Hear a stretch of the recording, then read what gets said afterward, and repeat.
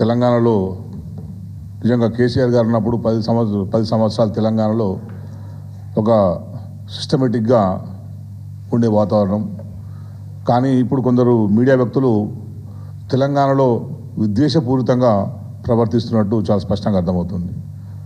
10 ఏళ్ళ తెలంగాణ తర్వాత ఎవరెవరైతే తెలంగాణకు వ్యతిరేకంగా ఆనాడు ఉన్నారో, తెలంగాణ ఉద్యమం జరుగుతున్న సమయంలో వాళ్ళందరూ మళ్ళీ ఇప్పుడు కాంగ్రెస్ ప్రభుత్వ హయాంలో యాక్టివ్ అయ్యి ఆనాడు ఎట్లయితే తెలంగాణ రావద్దు అని చెప్పి అడ్డుపడ్డారో ఇప్పుడు మళ్ళీ కూడా ఇక్కడ తెలంగాణ రావడానికి ప్రధాన కారణమైన బీఆర్ఎస్ మీద విషం కక్కే ప్రయత్నం చేస్తున్నారు. నేను వంశీ గారికి, ఎందుకంటే వంశీ గారు కావచ్చు, అక్కడ ఉన్న మిత్రులు కావచ్చు, చాలామంది నాతో కలిసి పనిచేసిన వాళ్ళు ఉన్నారు. వంశీ కూడా నాకు మంచి మిత్రుడు.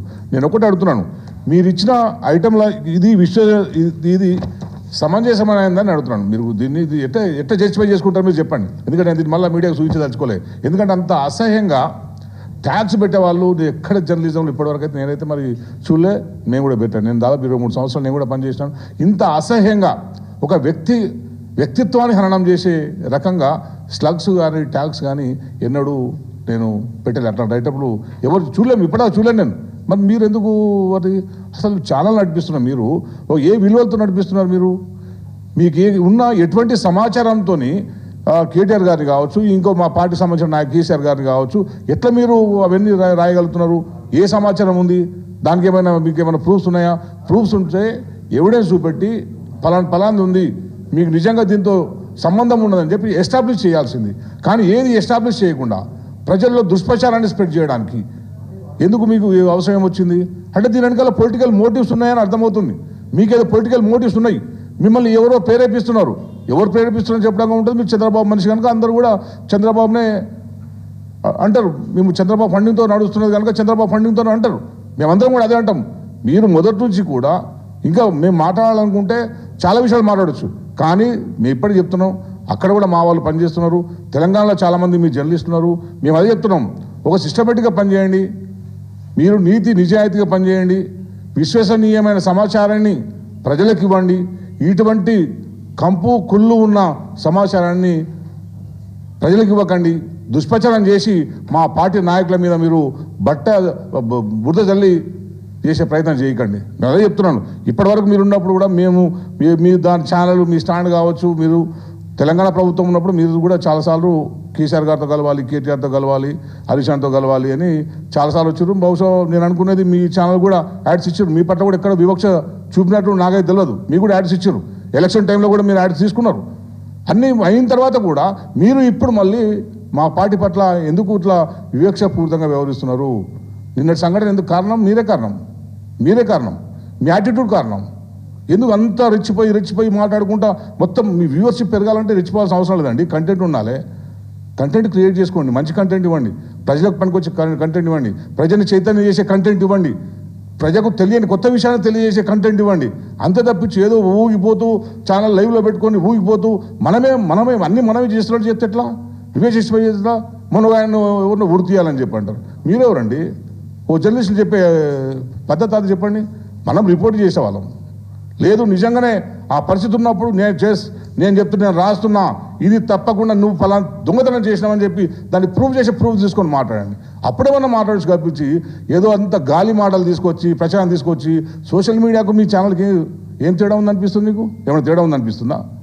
సోషల్ మీడియాలో ఏదైతే ఫేక్ న్యూస్ అడ్డదిడ్డమైన వార్తలు వస్తాయో, పాపం సోషల్ మీడియాలో కూడా కొందరు బాగానే ఇస్తున్నారు. కానీ కొన్ని తప్పుడు వార్తలు వస్తున్నాయో మీరు కూడా సోషల్ మీడియా లెక్కనే మీరు ప్రవర్తిస్తున్నది. అందుకే దయచేసి మీరు మీ పద్ధతి మార్చుకుంటే బాగుంటుందని చెప్పి నేను అనుకుంటున్నాను. ఓ మిత్రుడు సలహా ఇస్తున్నాను నేను. ఎందుకంటే ఈ సంఘటన పునరావృతం కావద్దు అని చెప్పి మేము కోరుకుంటున్నాం. నిన్నటి సంఘటనలు పునరావృతం కావద్దు అని చెప్పి మేము కోరుకుంటున్నాం. మీరు కూడా తప్పుడు వ్యవహారాలు, తప్పుడు వార్తలు ఇవ్వద్దని కూడా మేము కోరుకుంటున్నాం. తర్వాత జరిగేదానికి ఎవరు కడుపు మండినా, ఎవరు రియాక్ట్ అయితే దాన్ని మేమేం చెప్పలేం కదా. తెలంగాణ ఉద్యమ సమయంలో కూడా తెలంగాణకు వ్యతిరేకంగా ఉన్న ఎవరిని కూడా తెలంగాణ ఉద్యమకారులు స్పేర్ చేయలేరు.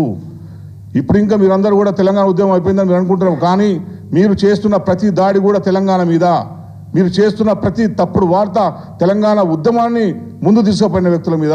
ఎవరో 2-3 మీ ముందు మీ పక్కన ఉండి వాళ్ళే వేరే తెలంగాణ వాదులు, వాళ్ళే మాకు సపోర్ట్ ఉన్నారు అని చెప్పి మీరు అనుకుండొచ్చు.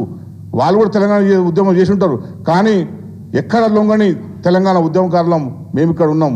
మేమందరం కూడా ఒక పద్ధతిగా తెలంగాణ ఏ ప్రభుత్వం ఉన్నా ఏ ప్రభుత్వం వచ్చినా శాంతి భద్రతలు బాగుండాలి, తెలంగాణ అభివృద్ధి జరగాలి, తెలంగాణలో ఇంకా ఏదైతే మంచి మంచి సంక్షేమ పథకాలు తీసుకొచ్చి తెలంగాణ నీళ్ళు తెలంగాణ దక్కాలి, తెలంగాణలో ఉన్న వనరులన్నీ తెలంగాణకు వినియోగించే విధంగా ఏ ప్రభుత్వం వచ్చే విధంగా ఉండాలని కోరుకునే తెలంగాణ ఉద్యమకారులు అందరం కూడా మేము బీఆర్ఎస్తో ఉన్నాం. మీకు అదే చెప్తున్నాం, మీరు ఏదైనా ఇట్లాంటి వార్తలు ఇంకోసారి రాకుండా చూసుకోండి దయచేసి. ఇంకా పునరుద్ధరణ కాకుండా అయితే బాగుంటుందని చెప్పి నేను తెలియజేసుకుంటూ, జర్నలిస్టుల మిత్రులు కూడా నేను ఒకటి చెప్పుకుంటున్నాను, 10 సంవత్సరాల కాలంలో కేసీఆర్ గారు ఉన్నప్పుడు చేసిన సంక్షేమ పథకాలే ఇప్పటికీ కూడా వస్తున్నాయి జర్నలిస్టులకు. ఎక్కడ కూడా జర్నలిస్టుల పట్ల వివక్ష చూపలేరు. కరోనా వచ్చే సమయంలో దేశంలో ప్రపంచంలో ఎవరు జర్నలిస్టులను పట్టించుకోకపోతే దాదాపు 2000 మంది జర్నలిస్టులకు ఫ్రీగా ప్రభుత్వం ట్రీట్మెంట్ ఇప్పించింది, వాళ్ళకు డబ్బులు ఇచ్చింది. 20,000 కొందరికి, 10,000 కొందరికి మీడియా తరఫున కేసీఆర్ గారి డైరెక్షన్లో అవన్నీ ఇవ్వడం జరిగింది. ప్రతి నియోజకవర్గంలో జర్నలిస్టులకు ఇళ్ళ స్థలాలు కేసీఆర్ గారి సలహాతో ఇవ్వడం జరిగింది. అట్లా మేము తెలంగాణ ఇక్కడ ఉన్న జర్నలిస్ట్ అందరూ మా వాళ్ళు అనుకున్నాం, ఎవరు కూడా వేరే వాళ్ళు అనుకోలేదు. కేసీఆర్ గారు మీరేదో వేరే ప్రాంతం నుంచి అయినా మిమ్మల్ని వివక్ష చూపుతున్నారు అని మీరు అనుకున్నారేమో, అటువంటి వివక్ష ఎప్పుడు కూడా కేసీఆర్ గారు చూపలేరు. ఇప్పుడు మళ్ళీ ఒక పునరాలోచించే పరిస్థితి మీరు తీసుకొస్తున్నారు. తెలంగాణ ఉద్యమ సమయంలో మీరందరూ ఎంత వ్యతిరేకంగా పనిచేసినారో మాకు తెలుసు. ఆంధ్ర జర్నలిస్టుల ఫోరం పెట్టి ఎటువంటి ఉద్యమాన్ని ప్రోత్సహించారో మాకు తెలుసు.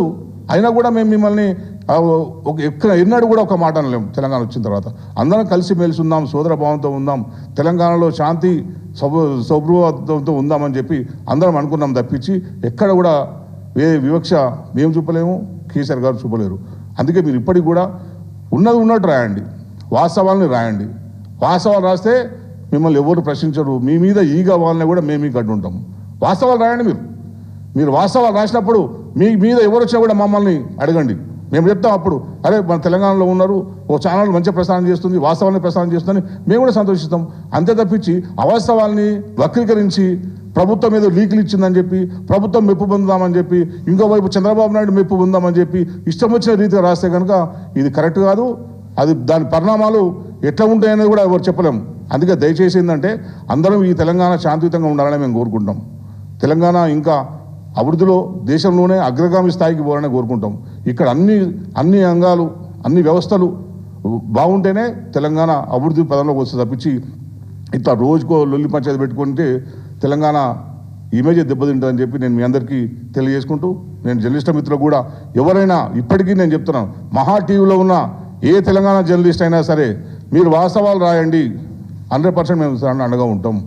అవాస్తవాల్ని రాస్తే దానికి ఎవరం బాధ్యులం కాము. Thank you.